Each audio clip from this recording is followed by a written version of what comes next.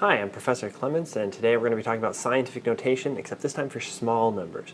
So we have a video for scientific notation for big numbers, and we saw that when we move the decimal point over to the left, we end up with a positive exponent. What do we do with really small numbers? Well, same kind of thing. If we have a number like 0.00245, and we want to represent that in scientific notation. And again, why do we use scientific notation? Because it helps us to avoid having to count zeros, and it's a very compact way of writing numbers, so scientists use it all the time. Well, we saw in the last one that when we moved this decimal point over, what we were doing is we were either multiplying or, in this case, dividing by 10. So if I say I've now got, and I'm going to write 2 zeros here just to emphasize it, 0.0245, well, obviously these are not the same numbers, so what did I do? I divided by 10.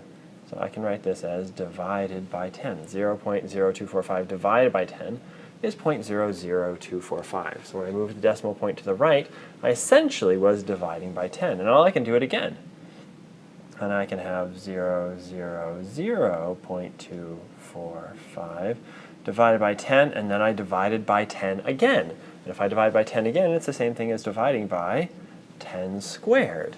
Okay, so that's dividing by 100. If I take 0.245 and divide by 100, I get 0.00245. And you could try that in your calculator right now if you want to, and that's what you should get. Well, we're still not there yet, because in scientific notation, we always want a number for our coefficient.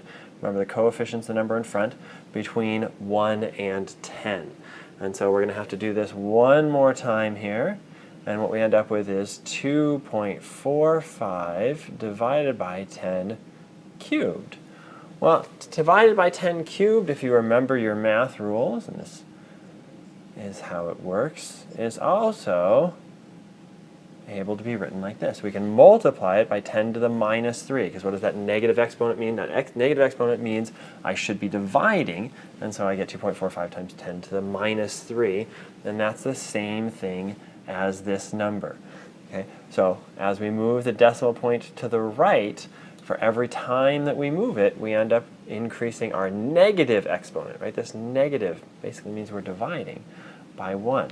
So here I moved it 1, 2, 3, and so I got a 10 to the minus third. So we're going to go ahead and do another example now. And we'll see that this kind of holds true no matter what you did. Now, just like in the case where we were talking about large numbers, and we said a very important feature was that you didn't change the number of significant figures, that's also important in this case. So you notice I didn't write 2.4 or 2.5 times 10 to the minus third. I kept my 3 significant figures. So let's do another example, 0.000400. Well, how would I write that in scientific notation?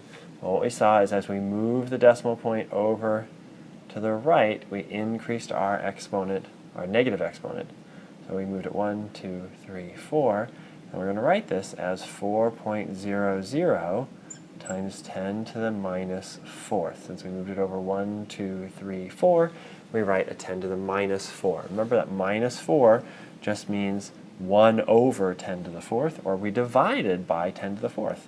Right? If you take 4 and you divide by 10,000, that's the number you should get. You could put it in your calculator.